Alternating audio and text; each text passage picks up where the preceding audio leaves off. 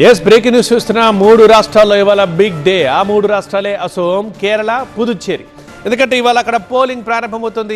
ఎన్నికలు స్టార్ట్ అవుతున్నాయి. ఇవాళే పోలింగ్ ఉదయం 7 గంటల నుంచి, అంటే ఇంకొక 40 నిమిషాల్లో పోలింగ్ స్టార్ట్ అవుతుంది. ఉదయం 7 గంటల నుంచి సాయంత్రం 6 గంటల దాకా పోలింగ్ జరగనుంది. అసోంలో మొత్తం 126 అసెంబ్లీ సీట్లున్నాయి. అక్కడ 722 మంది అభ్యర్థులు బరిలో ఉన్నారు. బీజేపీ తరఫున ప్రధాని మోదీ, కేంద్ర హోంమంత్రి అమిత్ షా, ఇతర ఎన్డీఏ నేతలు ప్రచారం చేశారు. కాంగ్రెస్ తరఫున పార్టీ అధ్యక్షుడు మల్లికార్జున ఖర్గే, అగ్రనేత రాహుల్ గాంధీలు ప్రచారానికి వచ్చారు. సీఎం హిమంత బిశ్వ శర్మ, కాంగ్రెస్ నేతలు గౌరవ్ గొగోయ్, దేబబ్రత్ సైకియా, ఏఐయుడిఎఫ్ నేత బద్రుద్దీన్ అజ్మల్, రాయ్జోర్దల్ నేత అఖిల్ గొగోయ్, ఏజేపీ అధ్యక్షుడు లురిన్ జ్యోతి గొగోయ్ ఎన్నికల బరిలో ఉన్నారు. అధికార ఎన్డీఏ, ప్రతిపక్ష కాంగ్రెస్ కూటములు ప్రధానంగా పోటీ పడుతున్నాయి.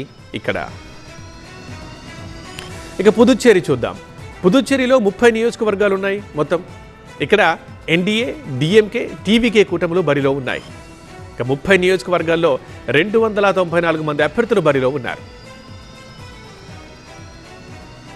ఇక కేరళ చూద్దాం. కేరళలో మొత్తం 140 నియోజకవర్గాలు ఉంటే పోలింగ్కి ఎన్నికల సంఘం అన్ని ఏర్పాట్లు చేసింది. ఈ 140 నియోజకవర్గాల్లో 883 మంది అభ్యర్థులు బరిలో ఉన్నారు. కేరళలో 3 కూటములు తలపడుతున్నాయి. సిపిఎం నేతృత్వంలోని ఎల్డీఎఫ్, కాంగ్రెస్ నేతృత్వంలోని యూడీఎఫ్, బీజేపీ నేతృత్వంలోని ఎన్డీఏలు పోటీ పడుతున్నాయి. ఈ రాష్ట్రంలో కూడా ప్రధాని మోదీ, అమిత్ షా, ఖర్గే, రాహుల్, ప్రియాంక గాంధీలు ప్రచారం చేశారు. ఏప్రిల్ 29 వరకు ఎగ్జిట్ పోల్స్పై కేంద్ర ఎన్నికల సంఘం నిషేధం విధించింది. ఎన్నికల నిబంధనలను ఉల్లంఘిస్తే కఠిన చర్యలు తీసుకుంటామంటూ హెచ్చరించింది.